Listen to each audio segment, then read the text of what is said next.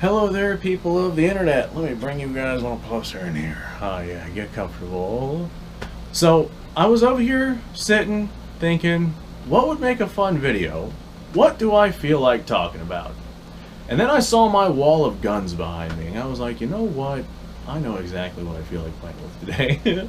So today, we are going to talk about my battle rifles. Now, battle rifle has kind of a loose term to it, or a loose definition.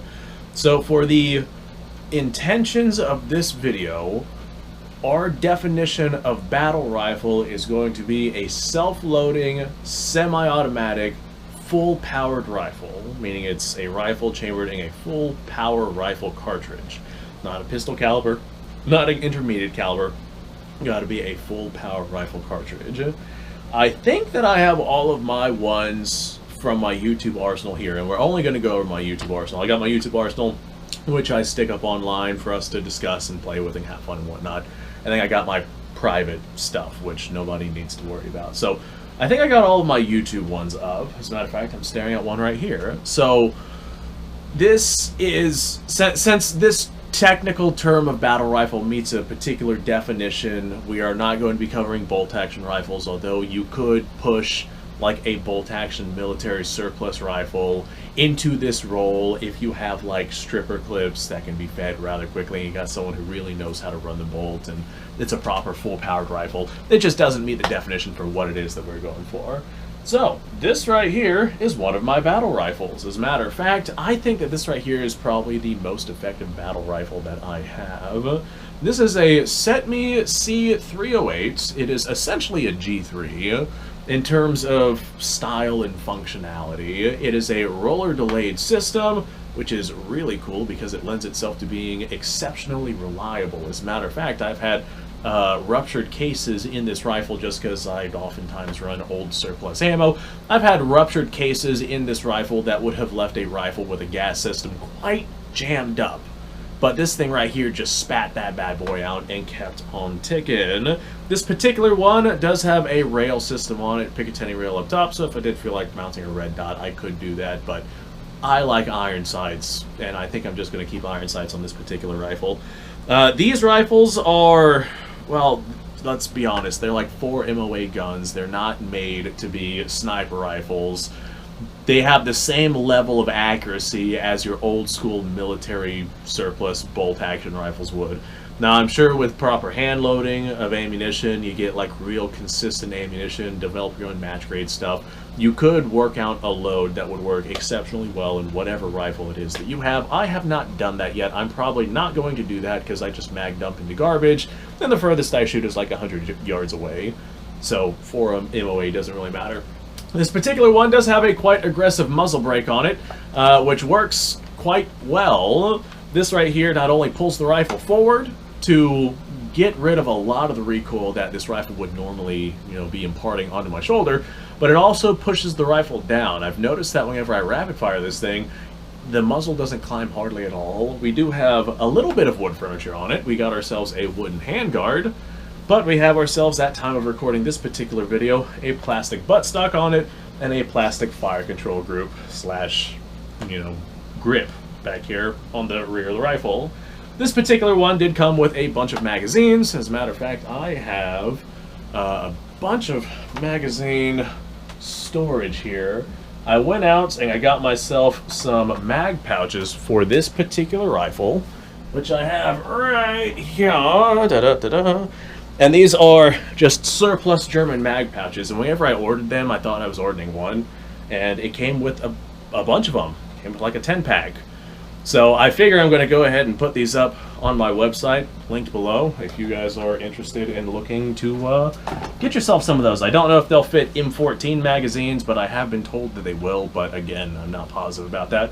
I know for a fact that they fit G3 style mags. So fantastic. That's actually what I'm running right there. I got 2 of those because this came with 5 20-round mags and then 1 5-round mag, so I could take this hunting if I felt like it. So I got a 20-round mag that I just have like on standby in the event I gotta pop it into this rifle. And then I have an empty mag here, which I ended up acquiring, and then I have my 2 mag pouches filled with M80 ball ammunition in the event that I ever need it. Hopefully that will never end up passing. So this right here is my first quote-unquote battle rifle for the definitions of what we are calling battle rifle today. Alright, up next, I'm gonna grab this bad boy right here. This is my M1 Garand, however it is you feel like pronouncing that. I actually have two of these. As a matter of fact, I might have my other one behind me somewhere. Yeah, it's right there, but it's buried, so I'm just gonna leave it there. So M1 Garand, again, whatever your pronunciation preference is. 8 rounds of 30-06 semi-automatic. This particular one does have an updated gas system inside of it, so I can run basically whatever 30-06 I want inside of this thing. It does take the in-block clip system, which I do not have one in here. Otherwise, I'd give you guys a nice, solid Grand ping. Just pull that back. Ping. Comes out of the rifle. People love the ping. It's one of the main reasons why they love this rifle so much. 8 rounds of 30-06. That's scary. Like, that's a lot of firepower, especially considering that this was during a time period where, like, most of your soldiers were rocking bolt-action rifles. And there were quite a few countries that were rocking, like, 6.5mm rounds. And then you have, you know, bloodthirsty Americans that show up armed with a self-loading 30-06 that would just send a tremendous amount of hate downrange. So these are rated for M2 ball spec, but you can fire commercial ammunition through it if you get yourself the updated gas system. Some people don't even bother with that. They'll tell you it'll run just fine, but we do have like actual video evidence of these rifles running harder from commercial ammo, so you'll wear out your rifle faster. If you're not going to shoot a whole lot with these guns, then who really cares about that? So this particular one is a CMP refurbished 1952 production, maybe 54, I can't quite remember. There's not a scratch on it. This right here is one of my prize rifles in my collection, just because it is so exceptionally nice. It is a Springfield made, yep, Springfield Armory, USA, or US Rifle Cal 30 M1. That's what it says on the back right there. It looks like 5.4 million production. A lot of people yell at me, they'll tell me to oil my wood and whatnot because it's too dry. I actually use a dry lube to keep it looking like this because I like the way that this looks. Like I said, I have two of those. One of them is the 1944 production, has the lock bar sights on it. That one's my shooter one because it's kind of in rougher shape. Alright, up next, this right here is definitely a battle rifle. This is a Moss 4956 chambered in 7.5 French.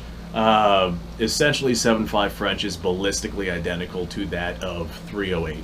It sends a 150 round bullet at about 2,800 feet per second, and that falls into the category of full powered rifle.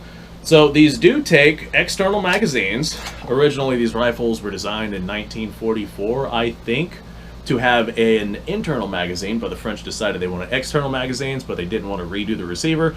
That's why their magazines for these rifles have the clip on the side, because it was easier to do that than to redesign the receiver. I think that these have 10 round magazines, if memory serves me correctly. Pop your magazine in, pull this back, bolt would fly forward if there was any ammunition inside this. These are direct impingement systems, so they are a true direct impingement, not the unusual impingement slash piston system that something like the AR is. This particular one I got from RTI. It was their B grade example, but this is a really, really nice rifle. Definitely not something that I would consider to be B grade. So I've already made a video on this rifle. By the time this video comes out, that one should be up. If it's not, then it's coming soon. This one does have the grenade launcher attachment. None of it is seized up. It looks like all of this is just up and ready to go. So if I ever find myself with some old French grenades, I know exactly the rifle that I can launch them from. Trigger on it kind of sucks. It's about standard for your military surplus trigger. Sights on it also kind of suck, but I mean, what do you want from military surplus rifle? They're iron sights. We got an aperture sight in the rear. It's not awful. It's better than Mauser sights. I will acknowledge that, but the front sight, that particular sight is the one that sucks. As a matter of fact, I'm not sure if... nah, maybe not. I'm going to disregard that last statement. But this right here is another one of my battle rifles. So, 7.5 French. That's definitely a full-powered rifle. Alright, up next, I actually have two of these. This right here is a Hakeem. It's an Egyptian semi-automatic 8mm Mauser, also direct impingement. So this one is a little bit more on the unusual side. What's my camera at? God, we're at 10 minutes now. This one is a little bit more on the unusual side. We do have a gas adjustment system on it, so if you are firing some hotter, spicier loads, you can go ahead and dim down your gas a little bit, kind of tune your rifle for whatever ammunition it is that you are shooting. With this particular rifle, the safety is a little messed up, so I gotta line it up proper. But how these rifles work is we have this sliding cover. You push that cover forward versus pulling something back like we're used to here in the United States, and that right there will actually lock onto the bolt itself. This way you can maneuver your bolts. Normally, you would put this rifle on safe, and that would allow you to bring the bolt to the rear so you can load your magazine. The safety on this particular rifle is a little messed up, so I don't really bother with that at all. But then in theory, you would put it on fire, and whenever that happens, you just pull your bolt back a little bit further, and it should launch your bolt forward. Kind of a very unusual system, but it is a full-powered 8mm Mauser rifle. I do like the sights on this particular one. The V-notch is nice and wide. I can get a really good front sight acquisition relatively quickly with it. We do have this very aggressive muzzle brake on the front, which actually works quite well. The way that it's designed, it kind of like pushes the the muzzle of the rifle down while the recoil is also pushing the rifle up, so the rifle more or less like stays stable and still. It's kind of loud, I won't lie. Most of the time whenever I shoot this thing, it's in the woods, so it's quite loud. Definitely louder than like a flash hider would be or something like that. But the recoil on this rifle with that muzzle brake is not very much, and the muzzle climb with that muzzle brake is not very much, especially considering the time period where this rifle was designed and the cartridge that this rifle fires. 8mm Mauser is a very spicy round. It will send a 155 grain bullet at about 3,000 feet per second, but there's some ammo out there that'll send that even faster. It'll send a 198 grain bullet, so essentially a 200 grain bullet, at approximately 2,600 feet per second. That's a heavy bullet moving real fast. That is a full-powered round if I have ever seen one. And this has 10 rounds of that. It's got an external magazine in the event that you don't want to load in through the top. So you just pull out your mag, load it, and then put it back inside of your rifle. Come on, baby, get back in there. Perfect. Like it was made for it. Fantastic. This is a heavy one, it's a long one, it's cumbersome, it's awkward, and I love it. I definitely love your unusual rifles for sure. So I think that is all of my quote-unquote battle rifles. Basically any of the ones that are self-loading. Because I have a ton of full-powered bolt-action rifles, like way more than I would ever want to make one single video on. But I only have a couple of full-powered semi-autos. So here you guys go. These are the ones that I got, and a lot of them are actually recent acquisitions. So hopefully you guys had fun with this particular video. I know I did. And I don't think I have anything else to add, so I'm just going to do the outro. Thanks for watching. Appreciate your time. Like, subscribe, share. Description below is a link to all sorts of stuff. Go check it out. You guys go off, have yourself a fantastic day. I'll see you on the next episode.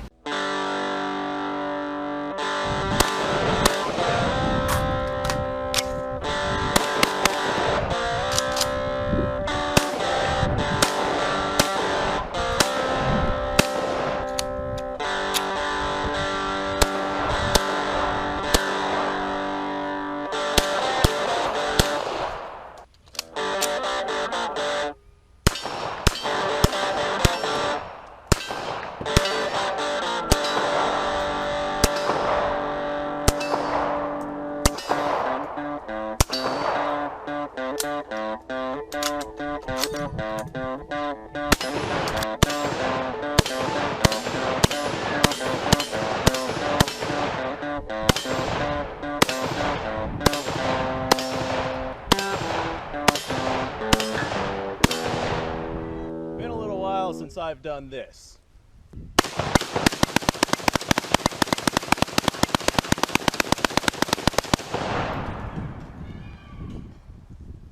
Bonnie and Clyde be damned.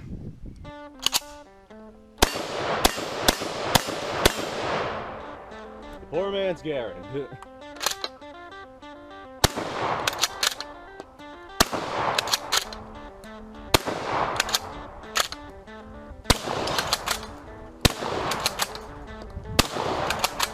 It's a shame that bolt-action shotguns aren't more mainstream.